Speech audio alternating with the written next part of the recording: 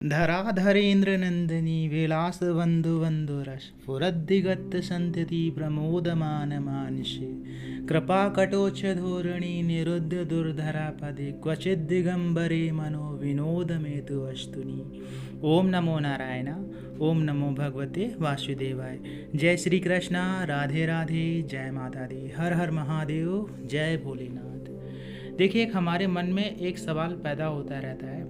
आपने कई वीडियो भी देखे होंगे, बहुत सारे लोग वीडियो ऐसा चलाते रहते हैं कि दीपक में फूल बनना नकारात्मकता के कारण होता है, कि कोई ना कोई नेगेटिव एनर्जी होती है जिसके कारण दीपक में फूल बन जाता है। आप में से कई लोगों ने कमेंट्स में इस तरह के प्रश्न पूछे भी कि क्या दीपक में फूल बनने से नकारात्मकता भी आती है। कुछ लोगों ने ऐसे वीडियो के लिंक भी भेजे कि आप देखिए, इन्होंने इस तरह से बताया है। तो क्या हमारे मन में ऐसा सवाल पैदा हो सकता है ना कि सच में अगर दीपक में फूल बन रहा है तो क्या कोई नेगेटिविटी है क्या? तो इसका आंसर आपके पास में स्वयं आ जाएगा। कुछ बातें हैं जो आपको ध्यान में रखनी पड़ेंगी। अगर आप उन बातों को समझ जाएंगे तो निश्चित मान लीजिए कि आपको उसका जो फल है या संकेत है या जो भी है, आप खुद समझ सकते हैं। कुछ व्यक्ति ऐसे भी होते हैं जो ज़्यादा पूजा पाठ नहीं करते हैं या पूजा पाठ करते ही नहीं हैं, और उन्होंने कभी दीपक जलाया और उनके दीपक में फूल बन गया। अब वो लोग सवाल करते हैं कि हम तो कभी पूजा पाठ करते भी नहीं हैं, फिर हमारे दीपक में कैसे फूल बन गया, और क्या हमारी पूजा एक बार में ही भगवान ने स्वीकार कर ली?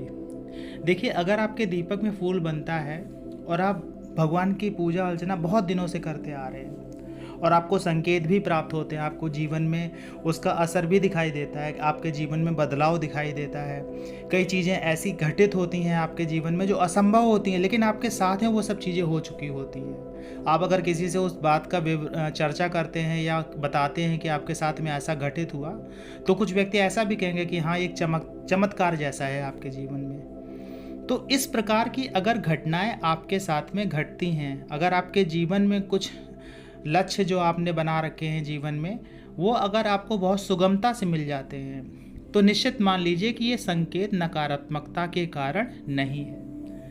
अब बात आती उन व्यक्तियों की जो कहते हैं कि एक दो बार में ही हमने दीपक जलाया और फूल बन गया, तो उसका सकारात्मक संकेत है या नकारात्मक संकेत है? देखिए, नकारात्मक संकेत तभी होगा जब उससे नेगेटिव इफेक्ट पड़ने लगे आपके जीवन में।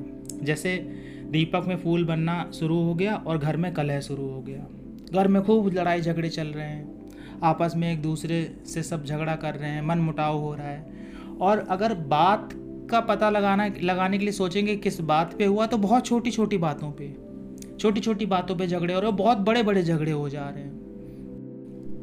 बनते बनते कार्य आपके बिगड़ना शुरू हो जाए, कुछ ऐसे कार्य हों जो बिगड़ना शुरू हो जाएं, घर में किसी का एक्सीडेंट होना शुरू हो जाए या किसी को चोट लगना शुरू हो जाए, घर में तुलसी सूखना शुरू हो जाए, तुलसी जैसे घर में लगा के रखते वो सूख जाए, बार बार लगाने का प्रयास करें लेकिन तुलसी का पौधा घर में नहीं लग पा रहा है, अजीब सी महक आना शुरू हो जाए, मतलब एक गंध जैसी आना शुरू हो जाएगी। महक एक अलग चीज़ होती है, अच्छी खुशबू एक अलग चीज़ होती है, और गंध वाली जो महक होती है, जो गंदी महक होती है, वो एक अलग होता है। उस प्रकार की महक आना आपके घर में शुरू हो जाए, तो ये निश्चित है कि अगर दीपक में फूल बन रहा है तो वो नकारात्मकता के कारण ही बना है। देखिए, हर संकेत सकारात्मक भी होता है और नकारात्मक भी होता है। डिपेंड ये करता है कि आपकी पूजा स्वीकार किसने की है। अगर देवता आपकी पूजा स्वीकार कर रहे हैं, देवगण आपकी पूजा स्वीकार कर रहे हैं और संकेत में फूल बन रहा है, तो निश्चित मान लीजिए कि वो सकारात्मकता के कारण है, और उसके बाद में आपके जीवन में सकारात्मक चीज़ें होंगी भी। ऐसा नहीं कि सब कुछ नकारात्मक होता जाएगा, कलह होना शुरू हो जाएगा, सब चीज़ें बेकार होना। आप फिर सोचेंगे कि हम तो इतनी पूजा पाठ कर रहे हैं, सब कुछ कर रहे हैं, उसके बाद में क्यों जीवन में इतनी उथल पुथल मची हुई है? उसका कारण यही है कि सच में आपकी पूजा कोई नेगेटिव एनर्जी ग्रहण कर रही होती है। ज़रूरी नहीं होता है कि आप जो पूजा पाठ कर रहे हैं या फूल प्रसाद भोग जो दे रहे हैं वो सकारात्मक ऊर्जा ही ले रही हो। कभी कभी क्या होता है, हमने एक वीडियो बनाया था कि कुल देवी देवता आपके घर में उनका पूजन नहीं होता है या आप उन्हें कभी याद ही नहीं करते हैं। गांव में आपके कोई देवता थे, आपने उनकी कभी पूजा कराई ही नहीं, तो उसके कारण से भी वो आपके घर में निवास नहीं करते हैं। और ऐसे में क्या होता है कि कोई भी शक्ति नकारात्मक शक्ति, कोई भी नकारात्मक शक्ति आपके घर में आके बैठ जाएगी और आपकी पूजा स्वीकार करती रहेगी। आप जो भी भोग प्रसाद सब कुछ देते रहेंगे, आप वो स्वीकार करते रहेगा, आपको संकेत भी मिलता रहेगा, दीपक में फूल बन जाना, आपके रोए खड़े होना, क्योंकि नकारात्मक शक्तियाँ भी संकेत देती हैं। लेकिन क्या है कि नकारात्मक ढंग से संकेत देती हैं।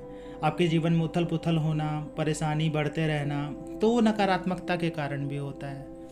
देखिए, अभी आप इन सब बातों पे विश्वास करेंगे तो सारी चीज़ें सही है, आप विश्वास करेंगे तो आपको लगेगा कि नहीं ये सब मनगढ़ंत है, सारी चीज़ें हैं। तो आपके विश्वास के ऊपर होता है कि क्या है। देखिए, कोई भी बात है, कोई भी बात जब तक आप समझेंगे नहीं तब तक वो चमत्कार के रूप में होती है। लेकिन जैसे ही आप उसे समझ जाते हैं तो आपको समझ में आने लगता है कि हाँ ये चीज़ ऐसे होती है। जैसे मैं आपको कहूँ कि किचन आपकी नॉर्थ ईस्ट में अगर बनी हुई है, जहाँ पूजा घर होता है, तो आपके घर में कलह होगा। आप लोग देख लेना, जिनके जिनके यहाँ नॉर्थ ईस्ट में किचन बनी होगी उनके यहाँ भयंकर झगड़े होते होंगे, आपस में छोटी छोटी बात पे बड़े बड़े झगड़े होते होंगे। और उसके बाद में उनके घर में पक्का किसी न किसी का एक्सीडेंट हो जाता होगा, कैश फ्लो की दिक्कत होगी। ये वास्तु के कारण है। तो ये चीज़ अगर आपको समझ में आ गई तो आप समझ गए कि हाँ ये वास्तु दोष के कारण होता है। लेकिन जब तक समझ में नहीं आएगा तब तक आप क्या सोचेंगे, अरे ये सब चीज़ें तो चल रही हैं। अगर आपसे कोई कहेगा बिना समझाए तो आप कहेंगे नहीं ये सब चीज़ें कुछ नहीं है। लेकिन जब आपके दिमाग में इस बात बैठ जाएगी कि हाँ अगर मेरी किचन गलत बनी है तो उससे बहुत सारी चीज़ें इफेक्ट हो जाती हैं, और आप उसमें अगर बदलाव कर लेते हैं तो सब चीज़ें ठीक हो जाती हैं। क्योंकि ये सब चीज़ों का जो खेल है ऊर्जा के कारण होता है। पूजा में आप बैठते हैं तो आप ऊर्जा पैदा करते हैं, एक एनर्जी को डेवलप करते हैं, अपनी ऊर्जा को एक्टिवेट करते हैं, जिसके कारण से आप कनेक्ट हो पाते हैं, जुड़ पाते हैं ईश्वरीय शक्ति से, भगवान से जुड़ पाते हैं। जो भी आपके इष्ट देवी देवता होते हैं आप उनसे जुड़ पाते हैं। भले आप मंत्र के माध्यम से उनका आह्वान कर रहे हो, भले आप उनका आह्वान कर रहे हो कि हे प्रभु भोग स्वीकार कर लीजिए, फूल स्वीकार कर लीजिए, पुष्प या जो भी आप उन्हें अर्पित कर रहे हो वो स्वीकार कर लीजिए।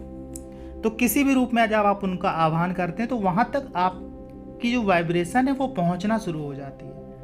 और यही वास्तु में भी होता है। आपके घर में बहुत सारे देवता होते हैं जो हर चीज़ के कारक होते हैं। शादी नहीं हो रही तो प्रॉब्लम है, वो वास्तु के कारण है। कई चीज़ें ऐसी हैं, एक्सीडेंट्स हो रहे हैं तो वास्तु, कैश फ्लो, या आपके घर में अवसर नहीं आ रहे जीवन में तो आपकी पर्सनल लाइफ डिस्टर्ब है, तो आपका संबंध खराब बन रहे हैं तो आपके घर में एंटरटेनमेंट नहीं है, कई चीज़ें, कॉन्फिडेंस की कमी है, फेम नहीं मिला, या फिर आपकी बचत नहीं हो रही है, या कई चीज़ें हैं जो आपकी लाइफ में घटित हो रही हैं एक साथ में। तो निश्चित मान लीजिए कि आपके घर में वास्तु के कारण भी कुछ चीज़ें हैं, अगर आप उनको थोड़ा सा समझ के सही कर लेंगे तो सब चीज़ें बिल्कुल बैलेंस हो जाती हैं। और ये परफेक्ट है कि मतलब बैलेंस होती ही होती हैं, ऐसा नहीं कि नहीं होती हैं। तो कई कारणों से भी आपके जीवन में उथल पुथल मची रहती है।